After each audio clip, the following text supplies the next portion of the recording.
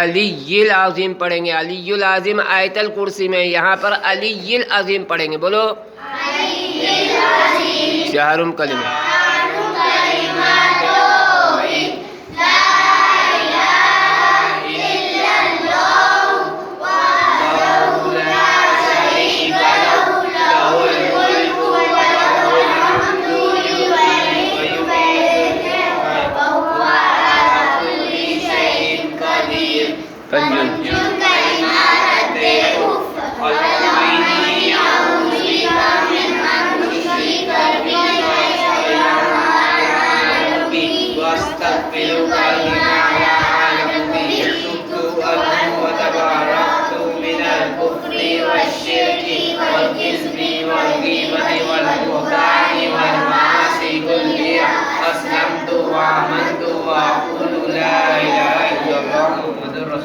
ایمان.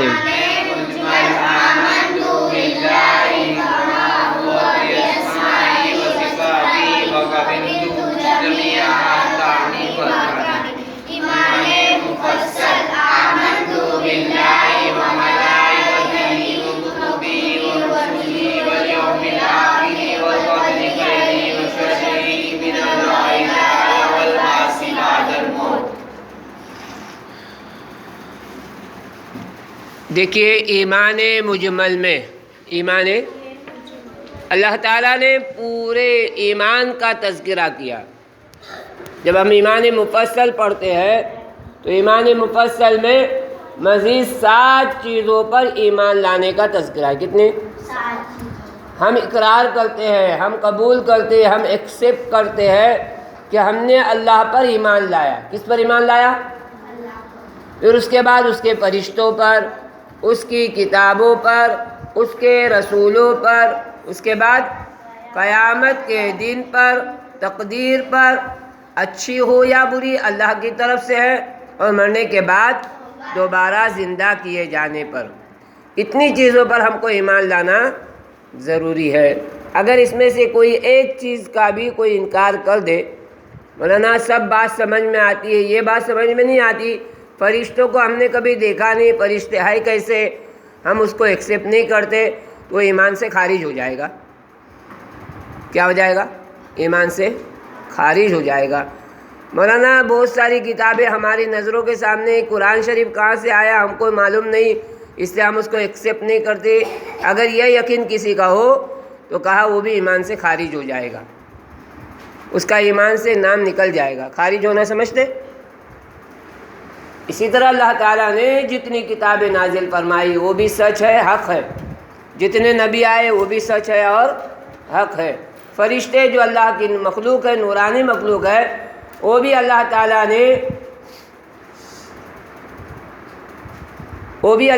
نے اپنی قدرت سے پیدا کیا اور ان کو اپنے خاص کام پر لگا دیا ہے.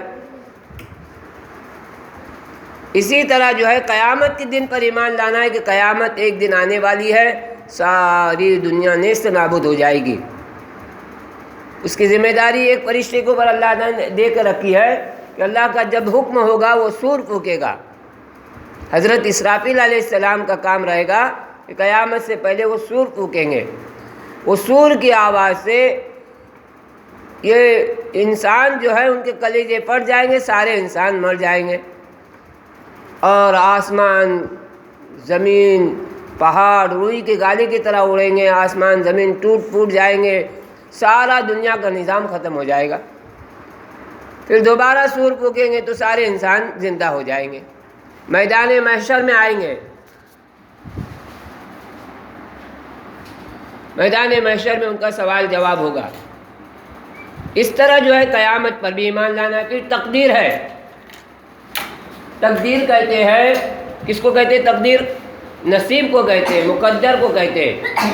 اگر ہمارے تقدیر میں اچھی چیز ہے تو اللہ کی طرف سے اچھی چیز ملے گی, اور اگر ہمارے تقدیر میں بری چیز ہے وہ بھی اللہ کی طرف سے.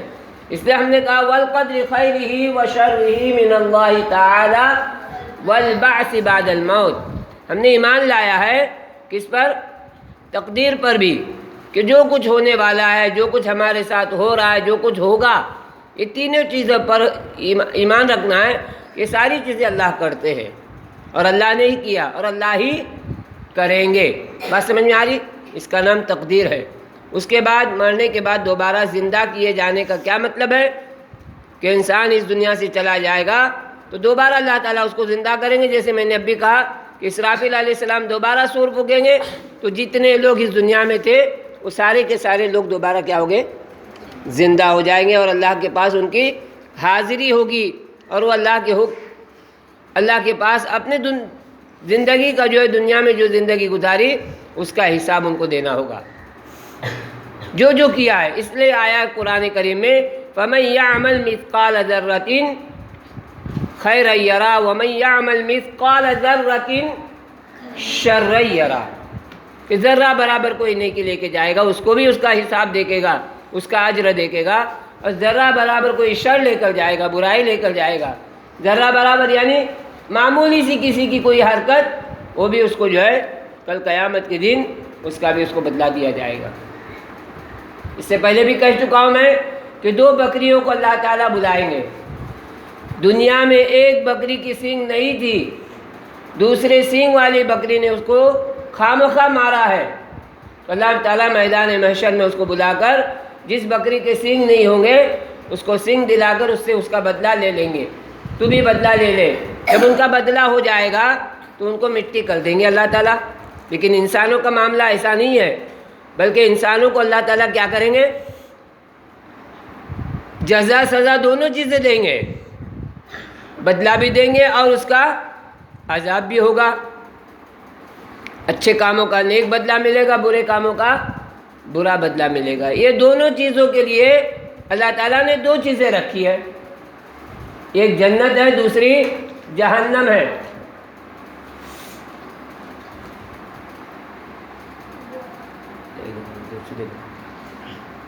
ایک ہے جنت، دوسری جہنم ہے. تو جنت بھی اللہ کی طرف سے ملے گی اور جہنم بھی اللہ نے ہی تیار کی ہے. بات سمجھ میں آ رہی ہے؟ نیک لوگوں کے لیے جنت اور برے لوگوں کے لیے جہنم. جو نماز جان بوجھ کر چھوڑتا ہے اس کا ٹھکانہ جہنم میں لکھ دیا جاتا ہے. اس لیے جب تک انسان نمازوں کی پابندی کرتا رہتا ہے وہ سکون کی زندگی گزارتا ہے، اور جہاں نماز اس نے چھوڑا اس کے مصیبت دنیا میں بھی آتی ہے اور آخرت میں بہت بڑی مصیبت ہے. ایک ایک نماز پر جو اللہ کی طرف سے عذابات ہے اس کا تذکرہ اگر حدیث کی روشنی میں ہم سنیں گے تو کبھی زندگی بھر نماز نہیں چھوڑیں گے، لیکن ہم اس کو سرسری طور پہ لیتے ہیں. ہوگا جو ہوگا دیکھا جائے گا، جب وقت آئے گا تو دیکھنے کا موقع نہیں ملے گا. وہاں تو سیدھا سیدھا جو اللہ کی طرف سے حکم ہوگا کہ ان کو جہنم میں لے کے جاؤ. اس لیے ہم کیا کریں گے؟ سب سے پہلے نمازوں کی پابندی کریں گے. سب سے پہلے کیا کریں گے؟ نماز کی پابندی کریں گے. کتنے وقت کی نماز پڑھنا ہے؟ کوئی مشکل کام ہے؟ انسان اگر دل پہ لے لے تو اس کے لیے ہر چیز آسان ہے. یہاں تک کہ پہاڑ کو کھود کر راستہ بنانا بھی اس کے لیے آسان ہے. دیکھو ہمارے کوکن کے علاقے میں اس طرف جب تم جاؤ گے رتنا گری کے آگے تو اتنے تم کو پہاڑ ملیں گے، اور اتنے پہاڑوں میں جو ہے سرنگیں ملیں گے جس میں سے ریلوے گزرتی ہے. کیا گزرتی ہے؟ ریل گاڑی گزرتی ہے. تو ایسی صورت میں کتنی انہوں نے تکلیفوں کو برداشت کیا ہوگا اور اس کو کھود کر جو ہے وہ راستہ بنایا ہوگا. لیکن انہوں نے دل پہ ٹھان لیا تو ان کے لیے وہ کرنا آسان ہو گیا. اسی لیے ہم بھی اگر دل میں ٹھان لے کہ مجھ کو اب زندگی بھر 5 وقت کی نماز نہیں چھوڑنا ہے تو انسان اس نمازوں کو کبھی نہیں چھوڑے گا. لیکن ہم ٹھانتے نہیں، ہم نے نیت ہی نہیں کہ صبح اٹھنے کے بعد کہ ہمارے کچھ ذمہ داری ہے. نیت کیے تھے؟ صبح اٹھنے کے بعد کوئی فکر تھی ہمارے دماغ میں کہ آج میری فجر کی نماز باقی ہے؟ انسان اگر فکر کرے گا تو وہ اسی میں سے وقت نکال کے پہلی فرصت میں نماز پڑھے گا. تو ہر بچہ جو ہے اپنی نماز کی فکر کرے گا. کیا کرے گا بولو؟ بتانے کی ضرورت نہیں، ممی کو یاد دلانے کی ضرورت نہیں ہے، بلکہ خود کی نماز ہے. کل قیامت کے دن ممی نہیں آئیں گے تمہاری نماز کا حساب دینے. ہاں البتہ یہ ہوگا جو ماں باپ اپنے بچوں کی نماز کی فکر نہیں کرتے ہیں ان کو بھی اس کا جواب دینا پڑے گا. اسی لیے حدیث میں آتا ہے کہ ماں باپ کے لیے چاہیے کہ بچہ جب 7 سال کا ہو جائے تو اس کو نماز کا حکم کرتے رہے.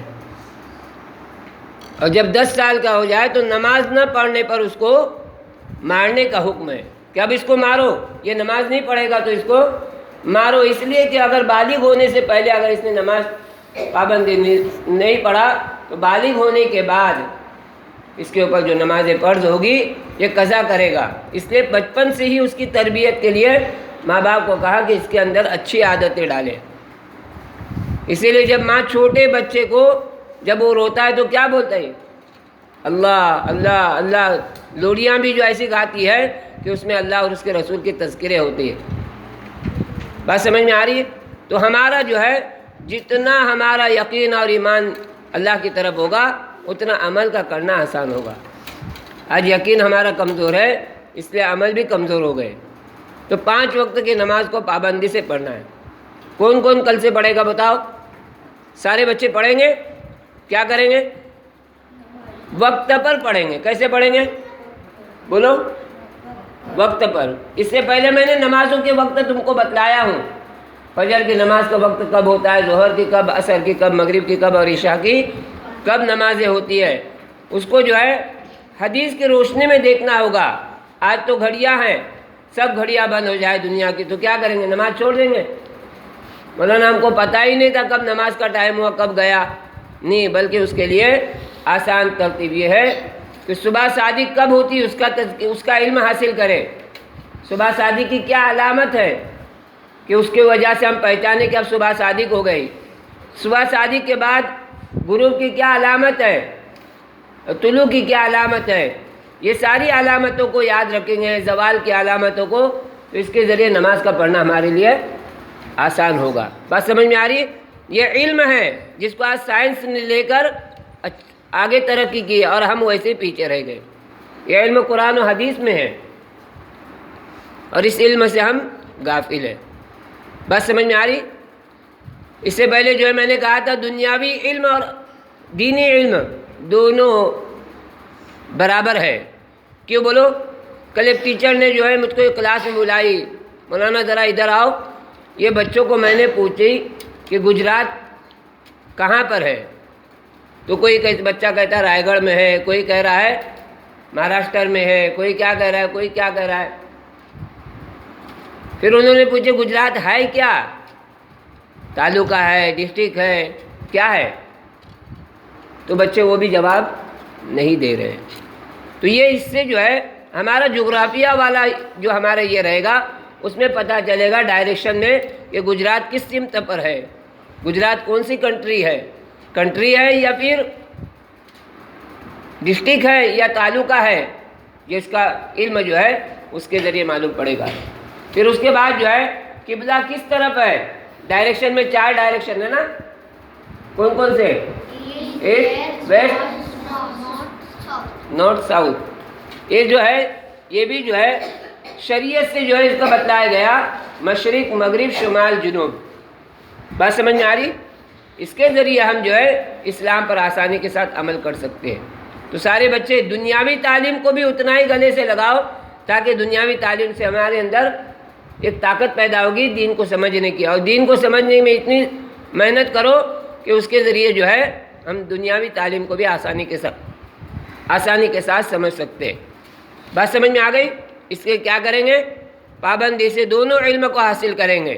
ایسے نہیں کہ دنیاوی علم کو چھوڑ دیں گے، صرف دینی علم کو پکڑیں گے تو بھی نہیں چلے گا، صرف دینی علم کو پکڑے دنیاوی علم کو چھوڑے تو بھی نہیں چلے گا۔ دنیاوی علم کو بھی حاصل کرنا اور دینی علم کو بھی حاصل کرنا ہے، سب کریں گے انشاءاللہ۔